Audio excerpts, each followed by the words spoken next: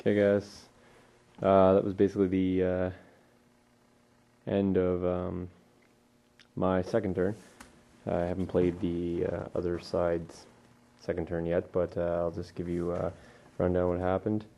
Of course, you remember that guy Bog, so my following turn I moved up 3 Jagdpanzers. Couldn't get the 4th one in. There's just kind of a corner of the bocage I couldn't get to see. Took 3 shots, they all missed, but I did dismount the infantry at the start of the turn, start of the movement phase. Put 2 of the Shrek teams up front. One's the attached HQ Shrek team, the other one was one of the tank hunter teams. They were within 4 inches from the front of the bocage, so they can shoot while moving, but count as moving, so I took 2 shots. Managed to hit with 1, bailed out the tank. So then there was a bogged and bailed out tank. Then I proceeded to roll the motivation. Failed the first motivation, but company command allowed to re-roll the motivation. Moved over, assaulted, made 2 skill checks, failed the armor saves, and subsequently captured and blew up those tanks. So I haven't done the stormtrooper yet. So, but of course they assaulted, so they won't get a stormtrooper. But I can still get a consolidation movement here. So I've yet to do that. What else did I do? Moved the 2 packs up to the bocage. Took a couple pot shots at that half track there. Missed horribly. The observer did get inside the top of the building here, so he's now in a position to spot. I kind of did some bold moves with the pumas. I tend to be a little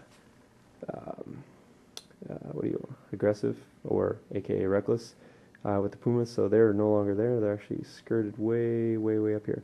So because they're on the road, they can move 16, and if I double, I get to go 32. So I actually skirted them right around. The reason I did that is because if you're looking here, here's the pumas. Zoom right in. There's actually a hedge there, so although that guy's over it, he'll have to get against it because it's technically considered bocage. There's the top of the king tiger. Oh, that looks pretty cool, I think. So he's actually going to have to skirt out to this corner to take shots. Now if he does that, he's going to be putting his rear armor to the packs that you can't see, but they're at the end of that road. So I'm not sure if that would be the best idea, but you kind of do have to deal with them, because if you don't, then they're in a position to cut across this field, skirt that cat out of the way, and then the objective's sitting right in behind the meat shield, right there. So it's going to be interesting what happens here. So I tend to do a lot of objective grabbing with the pumas, just because people either leave them alone or tend to ignore them because they don't think they're very strong. But with 18-9, they can actually do some damage, especially if they get in some vulnerable side armor. So against the king tiger, not so much, but they can still threaten on the objective. So as you can see, they're not too far off right now. Over here, the plan is, of course, to skirt my Panzer Grenadiers over this bocage. It's going to take a little bit. That's why I tend not to dismount a lot in bocage. I try to drive around it if I can. But with the Stugs coming through to cut me off in that field, it was really the only choice.